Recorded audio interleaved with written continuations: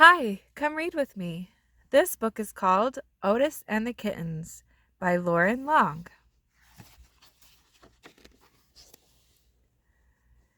It was hot and dry on the farm where the friendly little tractor named Otis lived. Otis couldn't remember the last time it had rained. Farmers all over the valley grew more anxious by the day. Water was in short supply, the ground was hard, and corn stalks were half as tall as they should have been. Otis spent his afternoons out in the sweltering fields with the farmhands baling straw. Once the load was full, with a puff and a chuff, Otis would pull the wagon into the old barn down by the bend at Mud Creek. The farmhands would use a pulley to lift each bale up into the loft, where it would be stored for the long winter to come. When the sun had gone over the hill and work was done, Otis was ready to sit in the shade and rest. But not Otis's friend, the bull. The bull liked to stand in front of Otis and snort and snarl and huff hot air. 2 snorts, a snarl, and a huff. All the animals knew what that meant. The bull was challenging Otis to a tug of war. Otis smiled. His friends were always eager to play, even after a long day of work. One duck wound the end of a rope around the bull's horns. Another duck looped the other end around Otis's steering wheel. The animals then took sides, grabbing on any way they could. Everyone pulled and tugged with all their might. Eventually, Otis would ease up a little. He didn't care much about winning. He just liked having fun with his friends. One afternoon, when everyone was up under the shade of the apple tree, Otis spotted something moving down in the field. It looked to be an orange tabby cat. Where did she come from? Otis wondered. He watched as she ran toward the old barn, and then he saw something that caused his engine to sputter. A swirl of smoke. Otis raced to the barn with the animals following behind. They discovered flames coming from the loft inside the old barn. A fire! The barn was filled with brittle, dry straw, and Otis knew it wouldn't take long for it all to burst into flames. Just then, the tabby cat appeared in the barn window. With a put, puff, puttity chuff, Otis rushed into the burning barn. Inside, the flames were growing and smoke was forming a dark cloud. The cat was pacing back and forth high above on a rafter. Otis chuffed for her to jump down, but the cat wouldn't budge. Instead, she stared down at Otis and belted out the loudest meow Otis had ever heard. What was she trying to tell him? Suddenly, Otis heard a tiny meow from the hayloft, and then another tiny meow, and another, and another, and another, and another. At once, 5 furry little heads popped up and stared down at him. Kittens! As flames blazed overhead, Otis stood on hind wheels and stretched to the edge of the loft. To a chorus of tiny meows, one by one, the kittens hopped down. The farm animals cheered as Otis emerged from the burning barn with kittens all over him. But as soon as Mama Cat counted their little heads, she meowed frantically back at the barn. This time, Otis had no doubt what she was saying. How many more were still in there, he wondered.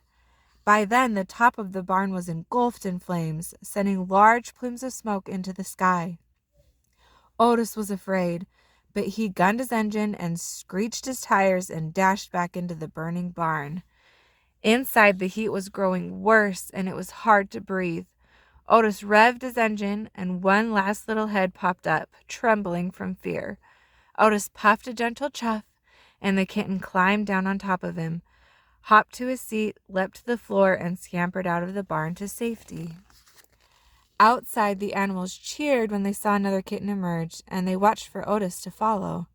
Inside, the flames spread by the second. Otis wheeled around to see if any more kittens were left. The old boards of the barn's floor creaked, buckled, and moaned. The walls popped. He couldn't wait another second. Just as Otis spotted the exit and raced his wheels to leave, there was a giant crash. The floor collapsed and Otis plunged to the darkness below. Outside, the animals held their breath, waiting for their friend to emerge. Inside, Otis couldn't move. He had fallen into the cluttered lower level of the old barn, and he was covered in dust, debris, and broken planks. Stuck in the hole with the fire raging above, Otis could hardly puff a breath. Then he heard the siren of Fire Chief Douglas and the fire engine. The farmer pulled up, and Otis heard him rounding up the animals. Help had arrived. He knew he'd be fine until he heard Fire Chief Douglas holler. Sorry, farmer, the creek's gone dry in the drought, and the water supply's too low to save this old barn. As long as everyone's safe, we'll have to let her burn. Underneath the pile of broken boards and dust, Otis couldn't see a thing or move a gasket, and his heart sank deep inside his engine. The animals had grown wild with fear. The farmer counted them one by one. They were all safe and sound. He couldn't figure out why they were acting so crazy. Suddenly, the little calf bolted for the barn door. Her friends followed right behind. Inside the fiery barn, they spotted Otis stuck down in the hole, covered in boards and dust. His engine was barely running. How could they ever get him out? The bull looked up at the rafters and down at Otis. He stood in front of the hole on the floor and snorted and snarled and huffed hot air. 2 snorts, a snarl, and a huff. The animals knew just what that meant. One duck grabbed the pulley rope and wound it around the bull's horns. Another duck flew down into the hole and hooked it to Otis's steering wheel. The bull snorted and tugged and snarled and pulled, but Otis didn't budge. The horse and the cow grabbed the rope behind the bull, and together they snorted and tugged and neighed and mooed and pulled, and Otis teetered ever so slightly. The little calf jumped in and tugged and bawled and pulled, and Otis raised a little bit more. The puppy grabbed the rope behind the little calf, and with a fierce arf, tugged and pulled and growled as Otis inched upward. And then came a piercing meow and the sound of Fire Chief Douglas shouting, Holy moly, Otis is in there! Hold on tight, everyone, I'm here to help. The Fire Chief Douglas grabbed the end of the rope and tugged and pulled and tugged. All together, the animals and Fire Chief Douglas lifted Otis higher and higher until he was suspended above the hole. The ducks swooped in and pushed him over the edge of the opening to where they could lower him to the floor. Together, everyone pulled the dust and ash-covered tractor out from the burning fire just as parts of the barn began to fall. Then Fire Chief Douglas and his men hosed off Otis and wiped down his frame. The cool water revived Otis, and everyone cheered when they heard a faint puff, puff, puppity chuff. It was music to their ears. The kittens jumped up on top of Otis and crawled all over him.